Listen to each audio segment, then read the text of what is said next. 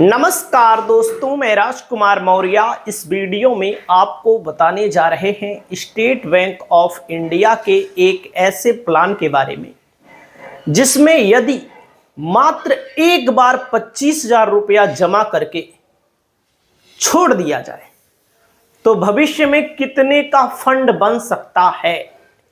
तो दोस्तों, आप लोग इस वीडियो को देखिए। चैनल पर पहली बार आए हैं तो चैनल को सब्सक्राइब करिए, क्योंकि फाइनेंस से संबंधित हमारे इस चैनल पर वीडियो रेगुलर आती रहेंगे। आप सभी साथियों को जो यह स्कीम मैं बताने जा रहा हूं, देख सकते हैं लिखा है SBI।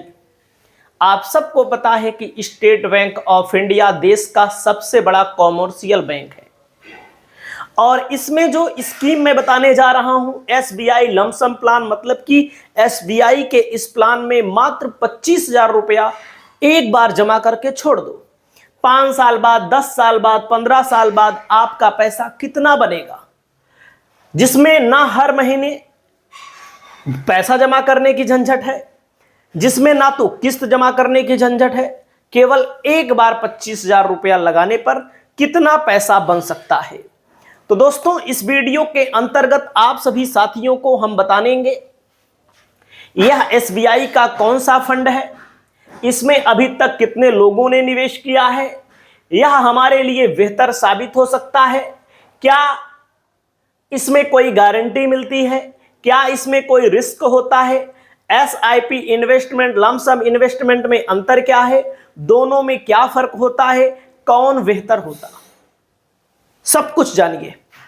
आप सभी साथियों को मैं बता दूं, SBI म्यूचुअल फंड की स्कीम है जिसका AUM 12.55 लाख करोड़ रुपया है और इसमें लाखों की संख्या में लोगों ने पैसा अपना इन्वेस्टमेंट किया है म्यूचुअल फंड में।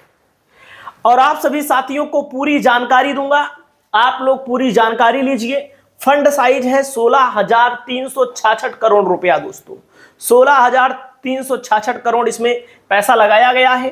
करंट NAV है 71.17, एक्सपेंस रेशियो है 0.60%। अगर कोई व्यक्ति पैसा निकालता है 12 महीने के पहले तो 1%, 10% से ज्यादा पैसा निकालता है तो 1% इस पे चार्ज भी कटता है। और आप सभी साथियों को यहां पर मैं बताने जा रहा हूं सबसे महत्वपूर्ण बात, चैनल को सब्सक्राइब करिए। उससे महत्वपूर्ण बात है वेरी हाई रिस्क कैटेगरी है। मैं आपको पैसा लगाने की, पैसा इन्वेस्टमेंट करने की सलाह तो नहीं दे रहा हूं। इस वीडियो को बनाने का उद्देश्य आपको जानकारी देना है। रिस्क मीटर वेरी हाई, और आप सभी साथियों को पता है कि जहां रिस्क है वहीं पर फायदा है, जहां रिस्क नहीं है, जिस व्यवसाय में रिस्क नहीं है वहां फायदा नहीं है, तो आप सब जानते हैं। तो इसको कैसे शुरू किया जा सकता है? अगर किस्त वाला करेंगे, शुरू में मैंने आपको बताया 25,000 रुपया लगाना है, लगाने वाली स्कीम, लेकिन किस्त वाला भी समझ लीजिए पहले, उसको भी बता रहा हूं। 25,000 रुपया इकट्ठा लगाएंगे तो उसको आगे बता रहा हूं। अगर SIP कराना है, जो महीने महीने जमा करना है, 500 रुपया से SIP शुरू होती है। और दोस्तों, एक मुश्त अगर वाला सिस्टम लेना है, एक बार लमसम जिसको बोलते हैं, तो 5,000 रुपया मैक्सिमम, इसकी कोई लिमिट नहीं है। यानी कि मैक्सिमम में जो आपकी हैसियत हो उसको। सिस्टमेटिक इन्वेस्टमेंट प्लान में क्या होता है, जब मार्केट नीचे होता है तब ज्यादा यूनिट मिलते हैं, जब मार्केट ऊपर होता है तो कम यूनिट मिलते हैं। लॉन्ग टर्म में एवरेज बाइंग को बैलेंस कर देता है। SIP बिगिनर्स के लिए बेहतर विकल्प हो सकता है। दोस्तों, जो लमसम होता है थोड़ा रिस्क ज्यादा होता है। इसमें क्यों ज्यादा होता है?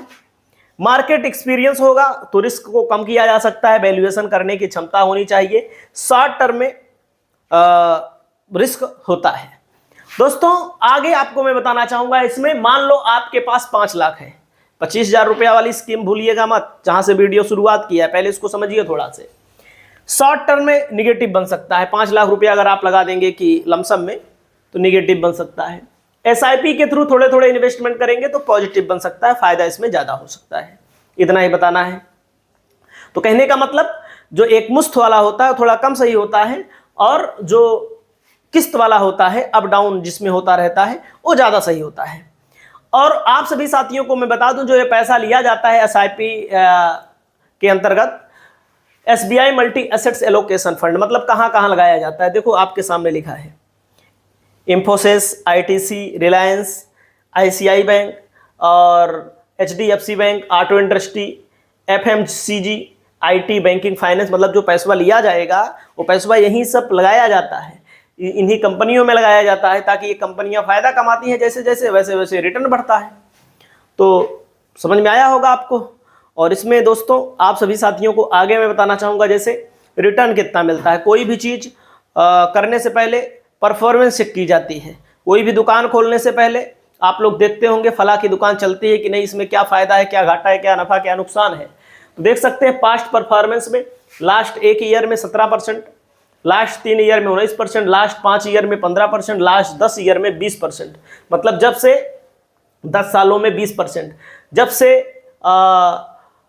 10 साल का अगर आप एवरेज निकालते हैं तो 20% यहाँ पर फायदा दिखाया जा रहा है। अगर मान लीजिए इस पर फायदा होगा तो टैक्स कितना लगेगा, ये भी ध्यान दीजिए। शॉर्ट टर्म कैपिटल गेन में 20% लगेगा 12 महीने के अंदर। अगर आप पैसा निकाल लेते हैं फायदा का तो 20% टैक्स लगता है। लॉन्ग टर्म कैपिटल गेन में 1.25 लाख तक प्रॉफिट पर टैक्स फ्री होता है फाइनेंशियल ईयर में। और अगर 1.25 लाख से ज़्यादा है 12 साल मतलब 12 महीने के बाद ही लॉन्ग टर्म बोला जाता है तो 12.5% टैक्स लगेगा फायदे पर। मतलब 1.25 लाख 1.25 लाख तक टैक्स नहीं लगता है। अगर इससे ज़्यादा होगा और 12 महीने के बाद पैसा निकालेंगे तो क्या होगा, तो 12.5% टैक्स लगेगा।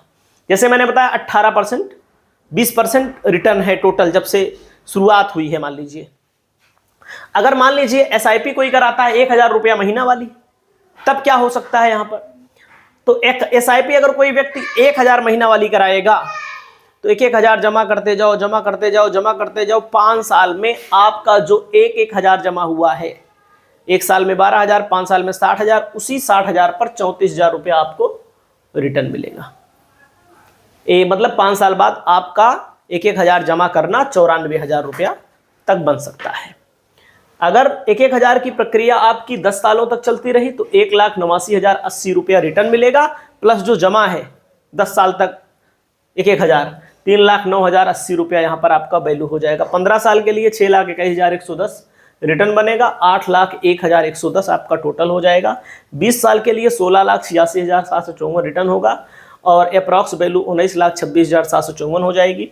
30 साल के लिए 99,43,395, मतलब 1,000 रुपया अगर आप जमा करते गए, जो जमा किए वो तो जमा ही होगा, उस पर 99 लाख रुपए तक का रिटर्न मिल सकता है।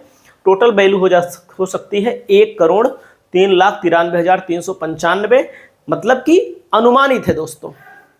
अब कुछ आप कहेंगे भैया 25,000 रुपया वाला बताओ। हाँ बिल्कुल, मान लेते हैं 20,000 रुपया अनुमानित तौर पर मिल रहा है उस तरह 20%। अब यहाँ पर 18% मिले तो क्या होगा, 25,000 रुपया अगर आप जमा कर देते हैं, हम जमा कर देते हैं तो 5 साल के लिए, तो 5 साल बाद 25,000 जो जमा किए हो उस पर 32,194 का रिटर्न टोटल हो जाएगा 1,57,194। 10 साल के लिए अगर जमा करके छोड़ देते हैं तो 1,05,846 रुपया रिटर्न टोटल हो जाएगा 1,30,846। 15 साल बाद 25,000 रुपया जो छोड़ दिए हैं 2,74,344 रुपया, 2,99,344 रुपया यहाँ पर टोटल हो जाएगा। अगर यही 25 साल बाद पैसा निकालेंगे तो 15,41,716 रुपया रिटर्न, 15,66,000 रुपया टोटल। 30 साल बाद 35,59,266 रुपया टोटल इतना हो जाएगा 35,84,000। 35 साल बाद कितना करेंगे, 81,74,932, 81,99,932 रुपया टोटल हो जाएगा। अब आप कहेंगे भाई 35 साल कौन वेट करेगा, 35 साल नहीं वेट करना है तो 25,000 को 50,000 रुपया करना पड़ेगा, 50,000 को 1 लाख करना पड़ेगा, तब पहुंचेगा यहां तक। सही है कि नहीं, तब समय 15 साल बाद ही आपका पैसा मिल सकता है इतना। तो एक अनुमानित है, मैं आपको लगाने की सलाह नहीं दे रहा हूं, क्योंकि यहां पर सलाह देना बेवकूफ़ी है लगाने के लिए। ये सिस्टम जो चलता आ रहा है उसी के आधार पर 25,000 रुपया एक मुश्त अगर किसी ने जमा किया तो 81-82 लाख का इन्वेस्टमेंट हो सकता है। तो दोस्तों ये रिस्क है, रिस्क में इश्क है। कमेंट करिएगा। नमस्कार।